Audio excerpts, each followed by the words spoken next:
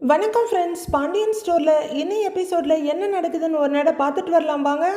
Raji IPS ப்ரிலிம்ஸ்க்கு போயிட்டு இருக்காங்க. அவங்க அம்மா அப்பா கிட்ட பிளெஸிங் வாங்கினதும் அவங்க அப்பா கொஸ்டின் ஒரு தடவைக்கு 2 தடவை படிச்சு பார்த்து ஆன்சர் பண்ண, ஆன்சரையும் ஒரு தடவை ரீசெக் பண்ணிடு அப்படின்னு சொல்றாரு. சரிங்கப்பான்னு ராஜி ரொம்ப சந்தோஷமா தலையாடுறாங்க. அவங்க அம்மாவும் ராஜி நல்லா கவனமா எக்ஸாம் எழுது, நீ கண்டிப்பா உன் ஆசைப்படியே ஐபிஎஸ் ஆயிடுவ அப்படின்னு சொல்ல, சரிம்மான்னு சந்தோஷமா சிரிக்கிறாங்க ராஜி. தேங்க்ஸ்மான்னு ராஜி அவங்க அம்மாவை பார்த்துட்டு இருக்க பொண்ணு கனிவோட பார்த்துட்டு இருக்காரு முத்துவேல். அடுத்ததா பாட்டிக்கிட்ட வந்து, அப்பத்தா அப்பத்தா நீங்களே என்ன ஆசீர்வாதம் பண்ணுங்க அப்படின்னு அவங்க காலில் விழுந்து கும்பிட, எழுந்திரிமா நல்லா இருமா நல்லா இருன்னு பாட்டி தூக்கி விடுறாங்க.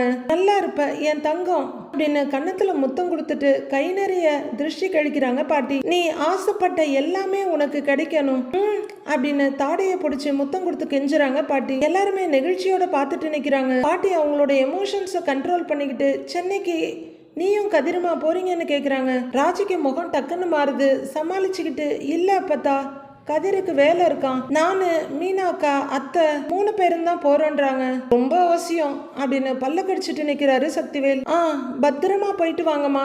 சரியான்னு பாட்டி கேட்க, சரிங்க அப்பத்தா அப்படின்ற ராஜி எதையோ யோசிச்சுட்டு, சாரி அப்பத்தான்னு பாட்டி கைய பிடிக்கிறாங்க. எதுக்குடான்னு கேக்குறாங்க பாட்டி. இல்ல கதிர் அப்படி நடந்துக்குவான்னு நான் கொஞ்சம் கூட எதிர்பார்க்கல அப்பத்தா அப்படின்னு ராஜி சொல்ல, பாட்டியோட முகமும் கொஞ்சம் கசங்குது. முத்துவேல் சங்கடத்தோட பார்வையை திருப்பிக்க, அவன் சார்பா நான் உங்ககிட்ட மன்னிப்பு கேட்டுக்கிறேன், சாரி அப்பத்தா அப்படின்றாங்க ராஜி. பாட்டி மெதுவா தலையை இந்த பக்கம் சாச்சி முத்துவேல பாக்குறாங்க. முத்துவேல ஆமான்னு லைட்டா தலையாட்டுறாரு. அவங்களாவது உங்க அப்பா தான் சொல்லியிருக்கான்னு சொல்லாம விடுமா, அதை பத்தி இப்ப பேச வேண்டாம், அவனும் என் பேரன் தானே, ஏதோ சொல்லிட்டான் போனா போகுது விடு, அதையே நினைச்சுக்கிட்டு இருக்காத அப்படின்னு கண்ணத்தை தட்டி கொடுக்குறாங்க.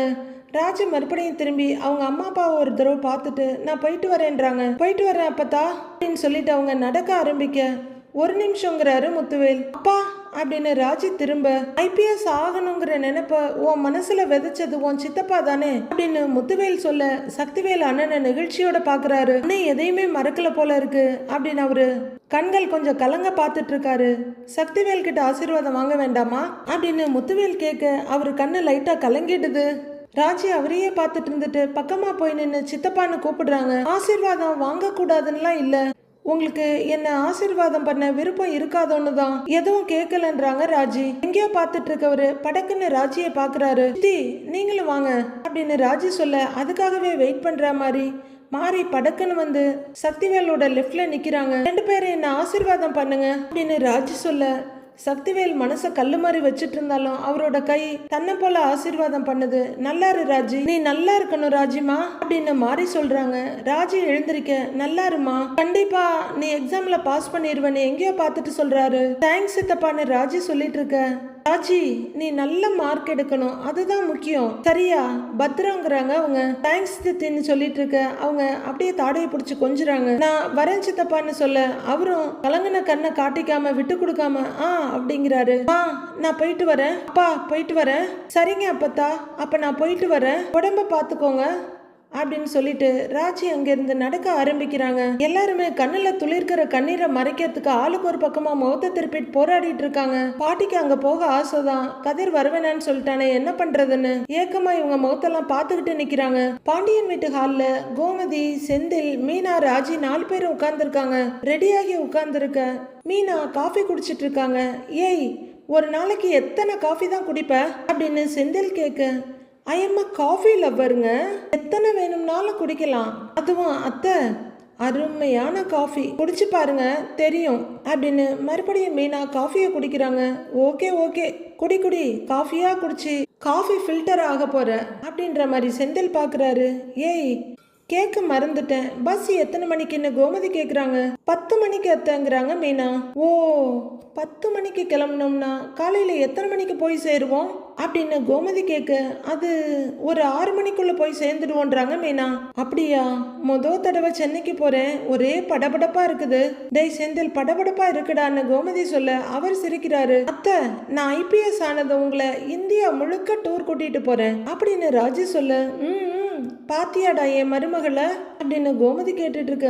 கொளுத்துங்க கொளுத்துங்க லேடிஸா கொளுத்துங்க அப்படின்ற மாதிரி செந்தில் பார்த்துட்டு இருக்க. ஆல் இண்டியா ட்ரிப்பு அப்படின்னு கிண்டல் அடிச்சிட்டு இருக்காங்க மீனா. அப்போ செந்தில் வாசலை பார்த்துட்டு அத்தை அத்தை வர்றாங்க அப்படின்னு படக்குன்னு எந்திரிக்க எல்லாருமே எழுந்திருக்கிறாங்க. வாங்க வாங்கம்மான்னு மீனாவும் ராஜியும் கூப்பிட வாங்கன்னு கோமதியை வரவேற்கிறாங்க. இந்தாங்கன்னு ஒரு பிளைன் கவர்ல நிறைய ஃப்ரூட்ஸ் அள்ளிட்டு வந்திருக்காங்க உங்க அம்மா. வாங்க வாங்க உட்காருங்கன்னு கோமதியை உட்கார வச்சுட்டு நல்லா இருக்கீங்களான்னு கேட்டுக்கிட்டு அவங்களும் பக்கத்துல உட்காடுறாங்க. எதுக்கு இத்தனை தூக்கிட்டு வந்திருக்காங்கன்னு தெரியலையே அப்படின்னு மீனா பயத்தோட வாங்கி வைக்கிறாங்க. நல்லா இருக்கேன், நீங்க எப்படி இருக்கீங்கன்னு மீனாவோட அம்மா கேட்க, இருங்க குடிக்க ஏதாவது எடுத்துட்டு வரேன் அப்படின்னு கோமதி எழுந்திருக்க போறாங்க. இருங்க இருங்க உட்காருங்க அப்படின்னு அவங்க கையை பிடிச்சி உட்கார வைக்கிறாங்க மீனாவோட அம்மா. மாமா வரலையா அப்படின்னு செந்தில் கேட்க, கொஞ்சம் வேலை இருக்குன்னு போயிருக்காரு மாப்ள அப்படின்றாங்க மீனாவோட அம்மா. இந்தாங்க வடை சூடா இப்பதான் போட்டேன், எடுத்துக்கங்கன்னு பிளேட் எடுத்து கோமதி நீட்ட அவங்களும் ஒரு வடை எடுத்து சாப்பிட ஆரம்பிக்கிறாங்க. இவங்க எதுக்கு இந்த நேரத்துல வந்திருக்காங்கன்னு தெரியலையேன்னு குழப்பமா நிக்கிறாங்க மீனா. அவங்க சாப்பிட்டுட்டு இருக்க நல்லா இருக்குங்களான்னு கோமதி கேட்க, ரொம்ப நல்லா இருக்குன்றாங்க அவங்க. நன்றின்னு கோமதி சிரிக்க, அம்மா என்னம்மா கொஞ்ச நேரத்துக்கு முன்னாடி தான் என்கிட்ட ஃபோனில் பேசினேன், திடுதிப்புன்னு வந்து நிற்கிற அப்படின்னு மீனா கேட்குறாங்க. ஏண்டி நான் வரக்கூடாதுன்னு அவங்க அம்மா கேட்க, அம்மா அது இல்லை அப்படிலாம் இல்லை, நீ வர்றதா சொல்லி ஃபோனில் சொல்லலையே அதான் கேட்டேங்கிறாங்க மீனா. அவங்க அம்மா கோமதியை ஒரு பார்வை பார்த்து சிரிச்சுட்டு இந்த பக்கம் திரும்ப கரெக்டா பாண்டியன் வந்துடுறாரு. வாங்க வாங்க வாங்க வாங்க சம்மந்தி அப்படின்னு சொல்ல அவங்களும் எழுந்து நின்று வாங்க வாங்கன்னு. நல்லா இருக்கீங்களான்றாங்க. நல்லா இருக்கேன் சம்மந்தி உட்காருங்க அப்படின்னு சொல்லிட்டு பாண்டியன் உட்காரு. அந்த பக்கம் மீனாவோட அம்மாவும் அவங்க பக்கத்துல கோமதியும் உட்காடுறாங்க. ஏங்க காஃபி குடிக்கிறீங்களா, எடுத்துட்டு வரேன் அப்படின்னு கோமதி கேட்க, இல்ல இல்ல இப்பதான் குடிச்சிட்டு வந்தேன்றாரு அவரு. நீங்க சென்னைக்கு போறீங்களாமேன்னு மீனாவோட அம்மா கேட்க, ஆமாங்க மீனாவும் ராஜியும் போறாங்க, தனியா அனுப்ப வேண்டாமேன்னு நானும் கூட போறேன் அப்படின்னு கோமதி சொல்ல, மீனா சொன்னா அப்படின்னு அவங்க அம்மா சொல்றாங்க. எதுக்கு இந்த அம்மா வந்தாங்க அப்படின்னு அதே குழப்பத்திலேயே பார்த்துட்டு இருக்காங்க மீனா. சென்னையில தான் எங்க அண்ணன் வீடு இருக்கு அப்படின்னு அவங்க அம்மா சொல்ல, அப்படின்னு பாக்குறாங்க கோமதி.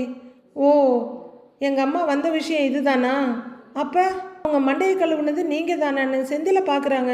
பாண்டியனும் பார்த்துக்கிட்டு இருக்க, நீங்க 3 பேரும் அங்கேயே போய் தங்கலாமேன்னு மீனா கிட்ட கேட்டா அவ வேண்டான்னு சொல்றா அப்படின்னு அவங்க அம்மா சொல்ல, அப்படியா ஏன் மீனா வேண்டான்னு சொன்ன அப்படின்னு கோமதி மீனா கிட்ட கேக்குறாங்க. அத்தை அவங்கள எதுக்கு நாம போய் தொந்தரவு பண்ணிக்கிட்டு, அதான் வேணான்னு சொன்னேன் அப்படிங்கிறாங்க மீனா. நீங்க 3 பேரும் போனா எங்க அண்ணன் உன்னை தொந்தரவா நினைக்க மாட்டாரு அப்படின்னு அவங்க அம்மா சொல்ல மீனா முகத்தை திருப்பிக்கிறாங்க.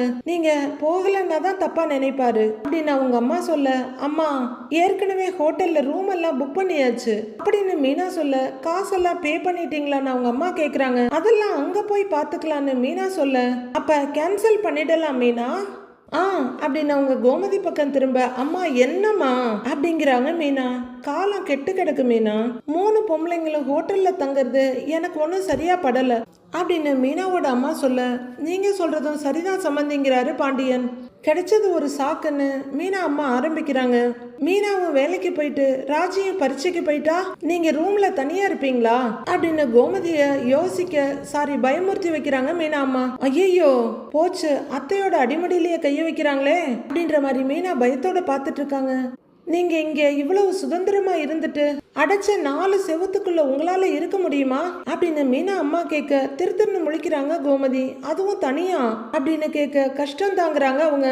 ஐயோ போச்சு போச்சு, அந்த மிலிட்டரி கேம்ப்ல அடைக்கிறதுக்கு அம்மா எல்லா ஏற்பாடையும் பண்ணிட்டு இருக்காங்க அப்படின்னு மீனா பயத்தோட பார்க்க, எங்க அண்ணன் வீட்டுல பேச்சு துணைக்கு நிறைய ஆளுங்க இருப்பாங்க அப்படின்னு மீனாவோட அம்மா சொல்ல கோமதியோட முகம் படார்னு மலர்ந்துருது. அதுதானேங்க முக்கியம் அப்படின்னு கோமதி சொல்ல, போச்சு போச்சுன்னு பாக்குறாங்க மீனா. ஏங்க இவங்க சொல்ற மாதிரி அவங்க வீட்லயே தங்கிக்கலாமா அப்படின்னு கோமதி கேட்க, அவங்களுக்கு சிரமம் இல்லைன்னா தங்கிக்க வேண்டியது தானே அப்படிங்கிறாரு பாண்டியன். உடனே மீனாவோட அம்மா, அவங்களுக்கு எந்த சிரமமும் கிடையாது, அவங்களுக்கு சந்தோஷம்தான் அப்படின்னு மீனாவோட அம்மா சொல்ல, அம்மா நீ வேறம்மா அப்படின்னு மீனா ஏதோ சொல்ல வர்றாங்க. ஏய் சும்மா இருடி, எல்லாம் செட் ஆகும் பாத்துக்கலாம் அப்படின்னு சந்தோஷப்படுற கோமதி, ஏங்க நாங்க அங்கேயே தங்கிக்கிறோம் அப்படின்றாங்க. அங்க இருக்க நிலைமை தெரியாம அத்தை பாட்டுக்கு வாய விடுறாங்களே அப்படின்னு நினைக்கிற மீனா அத்தைன்னு கூப்பிடுறாங்க. அப்ப ரொம்ப சந்தோஷங்க அப்படின்னு மீனாவோட அம்மா சொல்ல, மறந்துட்டேங்க, அப்புறம் அதிரசம் சுட்டு வச்சிருக்கேன், கொஞ்சம் எடுத்துட்டு வரேன், அவங்க வீட்டுல போய் தங்க போறது தெரிஞ்சிருந்தா அவங்களுக்கும் கொஞ்சம் சுட்டு வச்சிருப்பேன், இருங்க எடுத்துட்டு வரேன் அப்படின்னு கோமதி அதிரசம் எடுக்க கிச்சனுக்கு போறாங்க. வந்த வேலையை சிறப்பா முடிச்சிட்டியாமா அப்படின்னு கடுப்போட மீனா அவங்க அம்மாவை பார்த்துட்டு, நாரதர் வேலையை நல்லா பார்த்துட்டீங்கல்ல அப்படின்னு செந்திலையும் ஒரு முறைச்சிட்டு போறாங்க பின்னாடியே. கிச்சனுக்கு வந்த கோமதி ஒரு சம்படத்தை எடுத்து வச்சு ஒரு பிளேட்ல அதிரசத்தை எடுத்து வச்சிட்டு இருக்க பின்னாடியே வந்த மீனா, அத்தை அங்கெல்லாம் நமக்கு செட் ஆகாத அத்தைங்கிறாங்க.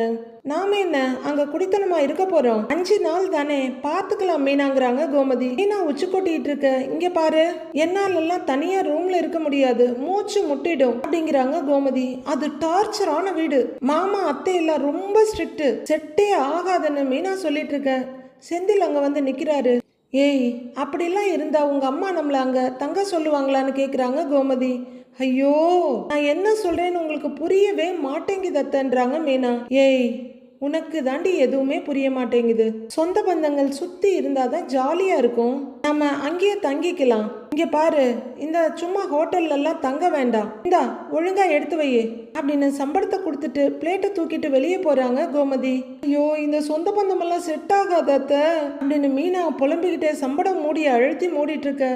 செந்தில் ஜாலியா நின்று கெக்கே விக்கேன்னு சிரிக்கிறாரு. பார்க்குற மீனா பயங்கர கடுப்பாகி, என்ன சிரிப்பு இப்போ உங்களுக்கு அப்படின்னு கேட்குறாங்க. அது நான் வரலன்னா ஜாலியாக இருப்பேன்னு சொன்னேன்ல, இப்போ நீ அங்கே போய் நல்லா ஜாலியாக இரு ஓகே அப்படின்னு கேட்க மீனா சலிப்பும் வெறுப்புமா தலையை உதறிக்கிறாங்க. நல்லா மாட்டிக்கிட்ட பம்பர தலையை மண்டையங்கிட்ட அப்படின்னு அவர் வெளியே போக, ஐயோ கடவுளே, இவர் வேற நேரம் காலம் இல்லாம கிரிஞ்சு பண்ணிக்கிட்டு தேவையில்லாம உளறிக்கிட்டு அப்படின்னு கடுப்பா சம்பளத்தை திறந்து ஒரு அதிரசத்தை எடுக்கிறாங்க. சிலர்லாம் அப்படிதான் டென்ஷன் ஆனா பயங்கரமா சாப்பிடுவாங்க. மீனாவும் அந்த மாதிரி கேட்டகரி தான் போல இருக்கு. டென்ஷன் ஆனதும் ஒரு அதிரசத்தை எடுத்து படக்குன்னு பாதியா பிச்சு வாய்க்குள்ள போடுறாங்க. ரூம்குள்ள கதிரும் ராஜியும் ஒருத்தர் மறந்து அவங்கவுங்க கண்ணையே பார்த்துக்கிட்டு இருக்காங்க. கொஞ்ச நேரம் அப்படியே இருக்கிறவங்க எல்லாத்தையும் எடுத்துக்கிட்டியான்றாரு கதிர். எடுத்துட்டேன்றாங்க ராஜி. போனதுமே முதல் வேலையா கோச்சிங் சென்டர் போயிரு, அடுத்தது என்ன பண்ணணும்னு அவங்களே கைட் பண்ணுவாங்க, எக்ஸாம் சென்டர் போய் அங்க அப்படின்னு கதிர் சொல்லிட்டு இருக்கவே நிறுத்துன்ற மாதிரி கையை காட்டுறாங்க ராஜி. போதும், எல்லாமே எனக்கு தெரியும், விட்டுடு அப்படிங்கிற ராஜி கொஞ்சம் கோவத்தோட லக்கேஜ் எடுக்க போக கதிர் ராஜியோட கையை பிடிச்சிக்கிறாரு. அவரு 2 கையாலையும் ராஜியோட ஒரு கையை பிடிச்சிருக்க. ராஜி கையை இழுக்க பாக்குறாங்க. கையை இறுக்கமா பிடிச்சி முகத்துக்கிட்ட கொண்டு வந்து வச்சு, எனக்கு உன்னை ரொம்ப பிடிக்கும் ராஜி, ரொம்ப பிடிக்கும்ன்றாரு. நான் உன்னை ரொம்ப நேசிக்கிறேன். எப்படி நான் டிராவல்ஸ் ஆரம்பிக்கணுங்கிற என்னோட கனவை நீயும் தூக்கி சுமக்குறியோ அதே மாதிரி தான் நீ IPS ஆகணுங்கிற கனவை நானும் சுமந்துக்கிட்டு இருக்கேன். நீ ஜீப்ல வந்து இறங்குற மாதிரி, நீ மெடல் வாங்கும்போது முன் வரிசையில இருந்து கை தட்டுற மாதிரி, எல்லாரும் உனக்கு சல்யூட் அடிக்கும் போது பிரமிப்பா பாக்குற மாதிரி நான் அத்தனை கற்பனை பண்ணி வச்சிருக்கிறேன் அப்படின்னு கதிர் சொல்லிக்கிட்டே இருக்க. ராஜி அவர் முகத்தையே பார்த்துட்டு இருக்காங்க. உனக்கு எந்த கஷ்டமும் இல்லாம எக்ஸாம் ஹாலுக்கு கூட்டிட்டு போய் உன்னை பரீட்சை எழுத வச்சு கூட்டிட்டு வரணும்னு அவ்வளவு ஆசைப்பட்டேன். ஆனா என் நேரம் எந்த வழியிலையும் அது முடியல. என்ன நீ தப்பா நினைக்காத ராஜி, என் மேல கோவப்படாத. அப்படியே என் மேல கோவம் வந்தாலும் அதை இந்த பரீட்சையில காட்டிடாத ராஜி. இதோ பாரு, நீ எதை பத்தியும் யோசிக்காம சந்தோஷமா பரீட்சை எழுது. கதிர் குன்னக்குடியில இருந்தாலும் இல்ல வேற எங்க இந்த உலகத்துல இருந்தாலும் மனசளவுல அவன் ராஜி கூட கண்டிப்பா இருப்பான் அப்படின்னு கதிர் ராஜியோட கண்ணையே பார்த்துக்கிட்டு சொல்ல, ராஜி கண்ணிமைக்காம அவரையே பார்த்துட்டு இருக்காங்க. ராஜி கூட போக முடியலையேங்கிற தவிப்பு, ராஜி நல்லபடியா பரீட்சை எழுதணும், என்னையால இல்ல என் மேல இருக்க கோபத்தால் அவளுக்கு எந்த பாதிப்பும் வந்துடக்கூடாதுன்ற படபடப்பு, தன்னோட இயலாமை எல்லாத்தையும் கலந்து கண்களாலையும் வார்த்தையாலையும் கொட்டிக்கிட்டு இருக்காரு கதிர். பார்த்துக்கிட்டு இருந்த ராஜி லைட்டா கண் கலங்க அப்படியே இழுத்து தோளோட சேர்த்து அணைச்சிக்கிறாரு. கண்ண மூடிய ஆத்மார்த்தமான ஒரு ஹக் கொடுக்கிறாரு ராஜிக்கு. எக்ஸாம் வாசல்ல நான் வெயிட் பண்றதா நீ மனசுல நினைச்சுக்கிட்டு எக்ஸாம் எழுது, நல்லபடியா எழுதி பாஸ் பண்ணு அப்படின்னு கதிர் சொல்ல, ராஜியோட கண்கள்ல கண்ணீர் கரை கட்டுது. லைட்டா கைகள் நடுங்க. ராஜியோட முகத்தை அப்படியே கையால அணைக்கிறாரு. சாரி நான் வராம இருக்கிறதுக்கு அப்படின்னு கதிர் சொல்ல, ராஜி ரொம்பவே சமாதானம் ஆகி, பரவாயில்ல நீ சொன்னாலும் சொல்லலைன்னாலும் நீ என் கூட இருக்கிற மாதிரி தான் நான் நினைச்சுக்குவேன், அது எனக்கு ஒரு பெரிய நம்பிக்கை அப்படின்னு ராஜி கண்ணீரை உள்ளர இழுத்து கண்ட்ரோல் பண்ண முயற்சி பண்றாங்க. ஏய் என்ன இது, சின்ன பிள்ளை மாதிரி அழுதுகிட்டு கண்ணெல்லாம் கலங்க கூடாது என்ன அப்படின்னு கதிர் தொடச்சு விட ராஜியும் தொடச்சுக்கிறாங்க. எங்க எங்க சரி பாப்போம் அப்படின்னு கதிர் கேட்க ராஜி சிரிக்க ட்ரை பண்றாங்க.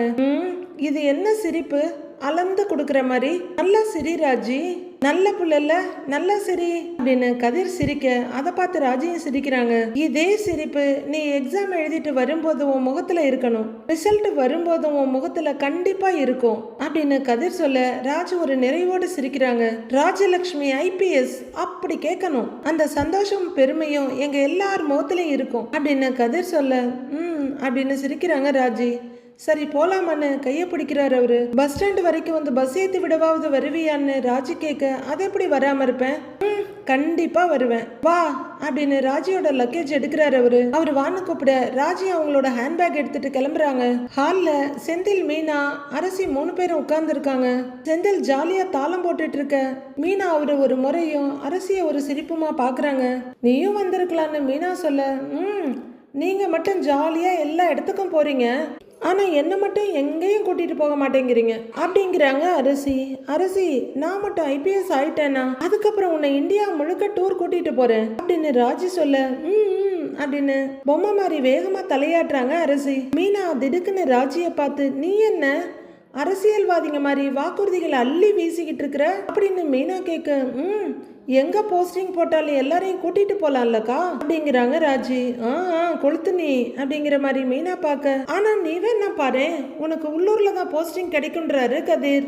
ராஜியா அப்படின்னா ஓகே தான்ற மாதிரி சிரிக்கிறாங்க. நாளா மீனாவுக்கு எங்கேயாவது தூரமா போஸ்டிங் கிடைச்சதுன்னு வச்சுக்கேன் ரொம்ப ரொம்ப சந்தோஷப்படுவேங்கிறாரு செந்தில். எப்படி ஐயா சந்தோஷப்படுவீங்க, கொஞ்சம் காட்டுங்க பாக்கலான்ற மாதிரி மீனா பாக்குறாங்க. இந்த டேராடூன், டார்ஜிலிங் இப்படி இடத்துல எல்லாம் கிடைச்சதுன்னு வச்சுக்கேன் நான் இங்க ஜாலியா இருப்பேன் அப்படின்னு செந்தில் சொல்றாரு. செந்தில் ஒரு மங்குனி ஆபீஸுங்கிறத மணிக்கு ஒரு தடவை இல்ல அரலோசுங்கிறத அப்பப்ப ப்ரூவ் பண்ணிட்டு தான் இருக்காரு. உடனே மீனா அவரோட தோல்ல தட்டி இதுல 2 திருத்தோன்றாங்க. முதல்ல நான் மாநில அரசு ஊழியர், எனக்கு வேற ஸ்டேட்ல எல்லாம் போஸ்டிங் போட மாட்டாங்க அப்படின்னு மீனா சொல்ல ஓ அப்படியா, அப்படி வேற இருக்கான்னு வாயை புழுக்கிறாரு அவரு. ஆமா அப்படியே சென்ட்ரல் கவர்மெண்ட் வேலை கிடைச்சி நான் வேற ஸ்டேட்டுக்கு போனாலும் இப்ப சார் இருக்க குவார்டர்ஸ காலி பண்ண சொல்லிடுவாங்க அப்படின்னு மீனா சொல்ல ஐயோ அவசரப்பட்டுட்டியடா செந்தில் அப்படின்னு மைண்ட் வாய்ஸ்ல பேசிக்கிறாரு அவரு. அண்ணே உன் ஆசையில 1/2 லிட்டர் டீசல ஊத்திட்டாங்களா அப்படின்னு சிரிக்கிறாங்க அரசி. சாரு உங்க அப்பா வீட்டுல தான் வந்து உட்காரணும் அப்படின்னு மீனா இதான் சாக்குன்னு தோல்ல பட்டுன்னு ஒண்ணு வைக்கிறாங்க. ஓகேவான்னு கேட்க ஐயோன்னு வழியிற வெயர்வைய தொடைக்கிறாரு அவரு. என்னன்னு முகமே மாறிடுச்சுங்கிறாரு கதிர். ஐயே அதெல்லாம் ஒண்ணு இல்லையே, அதெல்லாம் ஒண்ணும் பிரச்சனையே இல்லை மீனா, நாம இப்ப எப்படி இருக்கோமோ அதே மாதிரியே இருப்போம் அப்படின்னு அப்படியே அந்த பல்ட்டி அடிச்சிடுறாரு செந்தில். இந்த வாய்க்கு ஒண்ணு குறைச்சல் இல்ல அப்படின்னு கன்னத்துல ஒரு குத்து குத்துறாங்க மீனா. எந்த வழியிலயும் விடமாட்டா போல இருக்கே அப்படின்னு செந்தில் சொல்லிட்டு இருக்க ராஜையும் அரசியும் சிரின்னு சிரிக்கிறாங்க. வாய் தான் உங்க அண்ணனுக்கு, வேற ஒண்ணுக்கு லாய்க்கு இல்ல அப்படின்னு மீனா திட்டிட்டு இருக்க பாண்டியன் வர்றாரு. வாங்க மாமா அப்படின்னு மீனா எழுந்திருக்க அரசி எழுந்து இடம் கொடுக்குறாங்க. என்னப்பா எல்லாரும் கிளம்பிட்டீங்க போல அப்படின்னு கேட்டுக்கிட்டே பாண்டியன் உட்கார அப்படின்றாங்க மீனா. நாங்க 2 பேரும் ரெடி மாமா, ஆனா அத்தை தான் இன்னும் வரல, பேக் பண்ணிட்டு இருக்காங்க அப்படின்னு நினைக்கிறேன் அப்படின்றாங்க ராஜி. என்னப்பா அது, அவதான் மதியமே பேக் பண்ணிட்டாளே அப்படின்னு பாண்டியன் சொல்ல அப்ப என்ன பண்றாங்கன்னு யோசனையா பார்த்துட்டு இருக்காங்க ராஜி. கோமதி கோமதி அப்படின்னு பாண்டியன் கூப்பிட கதவு திறந்துட்டு கோமதி வெளியே வர்றாங்க. பாரு எத்தா தண்டி பேக்க தூக்கிட்டு வர்றான்னு அப்படின்னு பாண்டியன் சொல்லிட்டு இருக்க கதிர் ஓடி போய் அம்மா கொடுங்கம்மா பேக்ன்னு வாங்கிட்டு வர்றாரு. கோமதி முகத்தை தூக்கிட்டு வந்து நின்றுட்டு இருக்க பாக்குற பாண்டியன் சிரிச்சுட்டு ஏய் நீ என்னாடி காலையில இருந்து சென்னைக்கு போறோம்னு குதிச்சிட்டு இருந்த, இப்ப என்னமோ மூஞ்ச பார்த்தா வாடி கிடக்கு, என்னாச்சு என்ன சங்கதி அப்படின்னு பாண்டியன் கேக்குறாரு. உங்களை எல்லாம் தனியா விட்டுட்டு போறது ஒரு மாதிரியா இருக்குங்க, இதோ பாருங்க நான் வர்ற வரைக்கும் பத்திரமா இருப்பீங்கல்ல அப்படின்னு கோமதி கேக்குறாங்க. இத பாருடி பத்திரமா இருக்காம வேற என்ன பண்ண போறோம் அப்படின்னு பாண்டியன் சொல்ல அவங்க தெரியாம பார்த்துட்டு இருக்காங்க. ஏய் நீ என்ன குழந்தைங்களைய விட்டுட்டு போற, இவ்வளவு வருத்தப்படுறவ அப்படின்னு பாண்டியன் கேக்குறாரு. அப்படி இல்ல மாத்திரை எல்லாம் ஒழுங்கா சாப்பிடுங்கன்றாங்க கோமதி. ஏய் இதெல்லாம் காலையிலேயே என்கிட்ட சொல்லிட்ட, ஓ மாத்திரை மருந்தெல்லாம் நீ கவனமா எடுத்துக்கன்றாரு அவரு. அப்படின்னு தலையாட்டுறாங்க கோமதி. எல்லாரும் ஒரு தடவை ஆளாளுக்கு மாத்தி பாத்துக்கிறாங்க. ஏய் அரசி ஒழுங்கா படிக்கணுங்கிறாங்க கோமதி. அதெல்லாம் நான் பாத்துக்கிறேம்மா அப்படிங்கிறாங்க அரசி. டேய் செந்தில் நாங்க வர்ற வரைக்கும் இங்கேயே இருந்துருடா அப்படின்னு கோமதி சொல்ல மா குவார்டர்ஸ் எல்லாம் பூட்டிட்டுலாம் வர முடியாதுமா, வந்து போய்கிட்டு வேணா இருக்கிறேங்கிறாரு செந்தில். அதானே அப்படின்னு சிரிப்போட பாக்குறாங்க மீனா. டேய், புளிக்குழம்பு வத்த குழம்பெல்லாம் செஞ்சு வச்சிருக்கேன், சோறு வடிச்சு போட்டு சாப்பிடுங்க சரியா அப்படின்னு கோமதி சொல்ல, நீ வீட்டுல இல்லைனாலும் நீ சமைச்சதுதான் நாங்க சாப்பிடணுமா அப்படின்ற மாதிரி அரசி தலையில கைய வச்சுக்கிறாங்க. டேய், உனக்கு தான் ஆம்லெட் போட்டு தெரியும்ல, வேணும்னா போட்டு சாப்பிடுன்றாங்க கதிர்கிட்ட. அத்தை, அதெல்லாம் அவங்க பாத்துக்குவாங்க, இங்கேயே நின்று பேசிக்கிட்டு இருந்தா டைம் ஆயிடும்ன்றாங்க மீனா. டேய் இர்ரி அப்படிங்கிற கோமதி பாண்டியனை பார்த்து, ஏங்க பத்திரமா இருப்பீங்கல்ல அப்படின்னு கேக்குறாங்க. பாண்டியன் திகைப்பும் சிரிப்புமா, ஏய் நீ என்னடி இப்படி கேட்டுட்டு இருக்கிற அப்படிங்கிறாரு. வேலைக்கு சாப்பிடுங்க, அப்புறம் இவங்கெல்லாம் சாப்பிட்றாங்களா இல்லையான்னு ஒரு கண்ணு வச்சுக்கங்க அப்படிங்கிறாங்க கோமதி. பாண்டியன் சிரிச்சுட்டு, ஏய் கோமதி அதெல்லாம் நான் பாத்துக்கிறேன், நீ நிம்மதியா போயிட்டு வாங்குறாரு. இதோ பாரு, யாராவது மோட்டர் போட்டிங்கன்னா 1 மணி நேரத்தில் ஆஃப் பண்ணிடுங்க அப்படின்னு கதிர்கிட்ட சொல்ல, அதெல்லாம் பண்ணிடுவோமாங்கிறாரு அவரு. அப்படின்னு கோமதி தலையாட்ட, நீங்க பயப்படாம போங்கன்றாரு அவரு. மறந்தே போச்சு அரசிமா, தினமும் தூங்குறதுக்கு முன்னாடின்னு கோமதி ஆரம்பிக்க, என்னம்மா சாமி விளக்கேத்தி கும்பிடணுமான்னு கேக்குறாங்க அவங்க. அதுவும் பண்ணணும் தான், கூடவே கேஸ் எல்லாம் ஆஃப் பண்ணியிருக்கான்னு பார்த்து கதவெல்லாம் மூடிடு என்ன அப்படின்னு கோமதி சொல்ல, சரி சரின்னு தலையாட்டுறாங்க அரசி. அப்பயும் கோமதி மனசு இல்லாம அப்படியே நின்றுட்டு இருக்க பாண்டியன் பார்த்துக்கிட்டே இருக்காரு. நிறைய பேருக்கு இந்த உலகமே அவங்களாலதான் இயங்குற மாதிரி ஒரு நினைப்பு. அப்படியெல்லாம் எதுவுமே இல்லை, நம்மளோட கடமையை நாம செய்யலாம். கிட்ட எல்லாருக்குமே எல்லாமுமே தெரியும். ஆனா அந்த நிறைய பேர்ல கோமதியும் ஒருத்தங்க. அப்புறம் வாசக்கதவெல்லாம் பூட்டிக்கங்கடா, அப்புறம் ஹோட்டல்ல எல்லாம் வாங்கி சாப்பிடாதீங்க அப்படின்னு கோமதி சொல்லிக்கிட்டே இருக்க, சலிச்சு போன ராஜி, அத்தை இப்படியே பேசிக்கிட்டே இருந்தீங்கன்னா பஸ் போயிடுங்கிறாங்க. அட நீ என்னடி, இன்னும் எவ்வளவு விஷயம் இருக்கு சொல்றதுக்கு அப்படின்னு கோமதி பார்க்க, அட என்னத்த நீங்க கிளம்புங்கத்த, ஏங்க பேக் எடுங்கன்றாங்க மீனா. ஏய் இருடி ஒரு நிமிஷம் அப்படிங்கிற கோமதி ஒரு நோட்டை நீட்ட மீனா வாங்கி அதை பாண்டியன் கிட்ட கொடுக்குறாங்க. என்ன இதுன்னு அவர் கேட்க, வீட்டுல எவ்வளவு பணம் இருக்கு, எங்கெங்க இருக்குன்னு இதுல எழுதி வச்சிருக்கேன், நீங்களே பாத்துக்கோங்கன்றாங்க கோமதி. பாண்டியனும் அப்படின்னு தலையாட்ட, ஏமா 5 நாளைக்கு ஏமா இம்பிட்டு அலப்பறை பண்ற அப்படின்னு கதிர் கேக்குறாரு. டேய் எனக்கு கிளம்புறதுக்கு மனசே இல்லடா அப்படின்னு கோமதி சொல்ல, அரசி உடனே அப்ப இங்கே இருந்துருமான்றாங்க. இவங்க 2 பேரையும் சென்னையில தனியா விட முடியாதுடி அப்படின்னு கோமதி சொல்ல, கூழுக்கு ஆசை மீசைக்கு ஆசை அப்படின்ற மாதிரி சிரிக்கிறாங்க அரசி. அத்தை அங்க ஒரு கால் இங்க ஒரு கால்னு வைக்காதீங்க, கிளம்புங்க போலான்றாங்க மீனா ஸ்ட்ரிக்டா. அப்படின்னு முகத்தை தூக்கி வச்சிட்டு இருக்க கோமதி, ஏங்க நான் கிளம்பட்டுமா அப்படின்னு கேக்குறாங்க. கிளம்புறதெல்லாம் இருக்கட்டும், பணம் எடுத்து வச்சுக்கிட்டியான்னு கேக்குறாரு அவரு.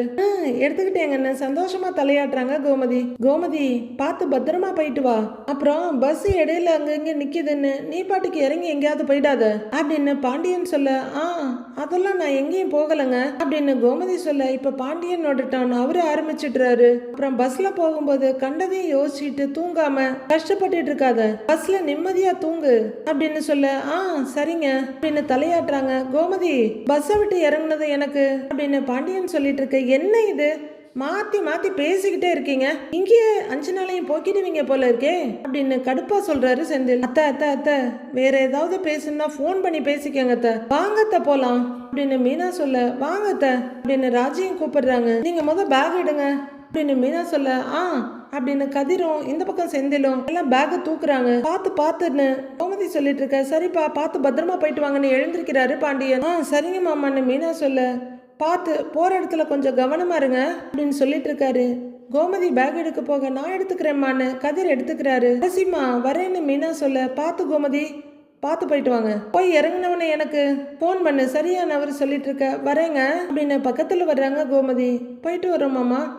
வரோம் அரசி, போயிட்டு வரோன்னு ராஜி சொல்ல, பார்த்து கவனமா போயிட்டு வாங்கன்றாரு அவரு. எல்லாரையும் முன்னாடி அனுப்பிட்டு மீனாவும் கிளம்பி போறாங்க. பாவம் நீ மட்டும் தான் வீட்டுல தனியா இருக்கணுங்கிற மாதிரி அரசியை திரும்பி பார்த்துட்டு போறவங்களையே பாக்குறாரு பாண்டியன். அப்பாடா ஒரு வழியா எல்லாரும் சென்னைக்கு கிளம்பிட்டாங்க. சென்னையில போய் அவங்க என்ன பண்ண போறாங்க, வீட்டுல இவங்க என்ன பண்ண போறாங்க, எதிர் வீட்டுல என்ன பண்ண போறாங்கன்னு மண்டேல இருந்து பார்க்கலாம் friends. Have a happy weekend. Thank you.